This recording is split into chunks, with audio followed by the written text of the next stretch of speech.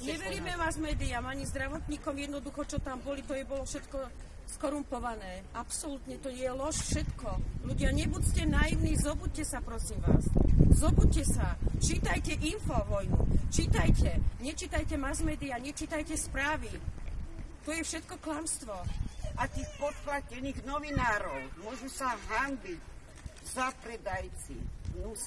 Aby nemohla jeho manželka vôbec telefonicky sa s ním rozprávať a Kolárovi do nemocnice mohli paničky za ním chodiť v noci? Hanba.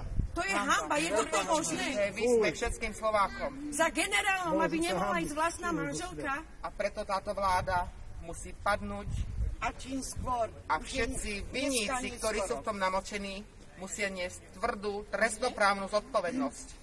Tak ako aj ostatní, ktorí boli nevinne odsúdení, ako aj pán Milan Lučanský, ktorý bol nevinne obvinený a zavraždený, tak musia niesť všetci zodpovednosť a trestnoprávnu.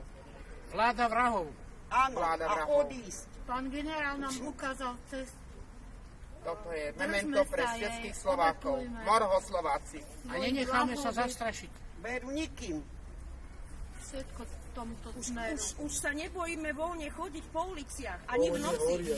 Čo kriminalita skončila, vydieranie barov, obchodov, šnekov, lokály, reštaurácií. Už to nie je.